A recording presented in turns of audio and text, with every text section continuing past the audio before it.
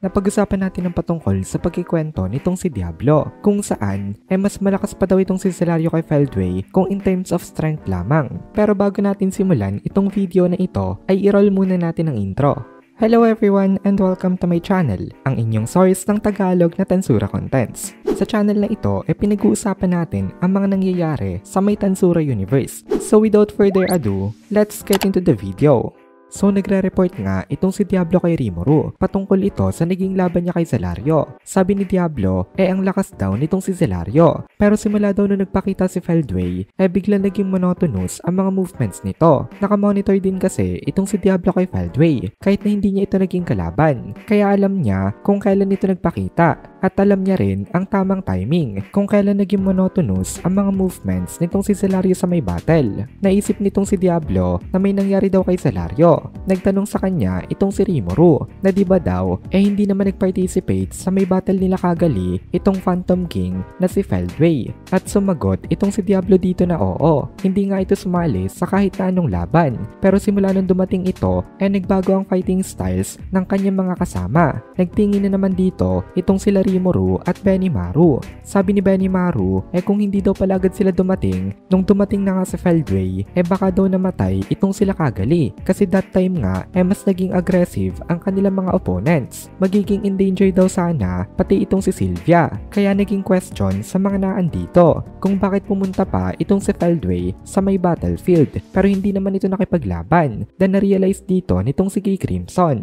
na tama daw siguro ang kanilang speculation. Pero itong si Diablo ang nagsabi na oo nga daw. Siguro daw capable din itong si Feldway na gamitin ang Ultimate Dominion. Hindi natuwa itong si Kay Crimson dito kasi inunahan nga siya magsalita nitong si Diablo pero wala naman siya nagawa. Nagtanong itong si Sylvia kung ano daw ang ibig sabihin nitong si Diablo dito pero ang nag-reply itong si Kagali. Sabi ni Kagali hindi niya daw in-expect na maniniwala sila sa kanyang opinion pero sinabi niya pa rin ito. Sinabi naman sa kanya nitong si Kay Crimson na naniniwala daw siya sa kanya kaya nagsimulang magpaliwanag itong si Kagali sa kanila and explain ni Kagali ang mga pangyayari kung saan meron pa siyang free will bago nga dumating dito itong si Feldway kasi nga balak niya nung una na ibitray itong sila Michael at makipagtulungan kay Leon Cromwell. Kung mababalikan natin magkausap na nga sila through Laplace nung una. Papunta na nga sila dapat sa may transfer magic circle that time pero bigla ngang dumating itong si Feldway dito at dahil sa appearance ni Feldway nawala ng free will itong si Kagali kaya nag-fail ang kanilang plano. Sayang daw talaga kasi bumalik na rin daw ang consciousness nitong si Yuki Kagorazaka. Kung hindi daw dahil kay Feldway nakatakas na nga daw sana sila dito. Inisangat ni Kagali ang patungkol sa Ultimate Dominion na tama nga daw ang sinabi nitong si Diablo na itong si Feldway ngayon capable na rin ng Ultimate Dominion. So kahit wala itong si Michael sa battlefield malakas pa rin ang kanilang control as long as nandito itong si Feldway. Nagsalita naman itong si Rimuru na baka daw ability ito ni Michael na kaya niya magbigay ng certain skill sa isang individual at itong skill na ito kaya niyang i-activate even from far away distance as long as kita niya ito visually. Naisip kasi dito nitong si Rimuru na meron din siyang power na similar dito. Kaya niyang mag-exert ng magic power sa mga area sa mundo as long as kita niya ito gamit ang kanyang Argos pero hindi ito to the fullest extent ng kanyang capability. Depende pa rin ang lakas sa may distance niya sa location. Isa ito sa mga secret attacks nitong si Rimuru kasi dahil dito nagagawa niya mahuli ng off guard ang kanyang mga opponents. Kaya medyo nagsisisi siya ngayon kasi late nga itong kanyang realization. Dapat daw naisip niya na nung una na kung ano ang kaya niyang gawin kaya rin gawin itong kanilang mga kalaban. Then nag-reply naman itong si Kay Crimson. Sabi ni Guy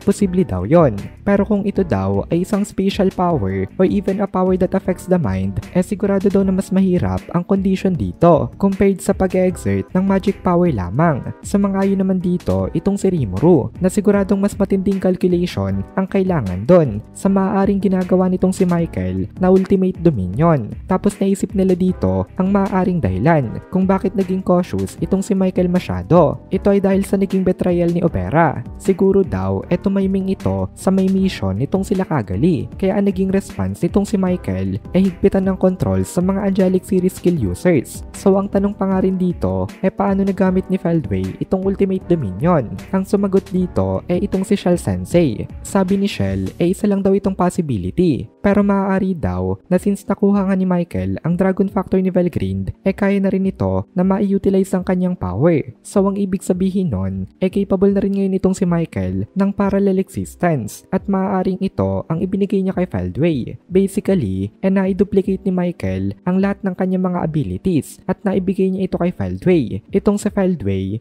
parang meron na ring manas Michael sa loob ng kanyang body. Na-realize dito nitong si Rimuru na maaaring tama nga ito. Kasi nung nakalaban niya nga si Feldway, gumamit na rin ito ng Castle Guard. Ability na supposed to be ay ability lang nitong si Michael. Kaya hindi daw nakakapagtaka kung bakit nag-failed ang lahat ng kanyang mga atake dito. Kasi meron nga itong ganitong klase ng protection. Kaya sabi ni Rimuru, ngayon daw ay parang may dalawang Michael itong kanilang mga kalaban. Ang una ay yung Michael mismo at ang ikalawa naman ay yung Michael na nasa loob ni Feldway. Kaya lalong nag-increase ang kanyang powers. Hindi natuwa dito itong sila Rimuru at G Crimson dahil ibig sabihin nun lalong mas magiging mahirap ang kanilang mga susunod na battles. At dito na muna natin tatapusin itong video na ito. Kung nagugustuhan mo itong mga videos natin ay please consider joining the membership para mapanood mo na agad ang mga kasunod na part dahil palaging advance ang ating mga members. Also ay please consider leaving a like at mag-comment ka na din para ma-boost naman tayo ng algorithm.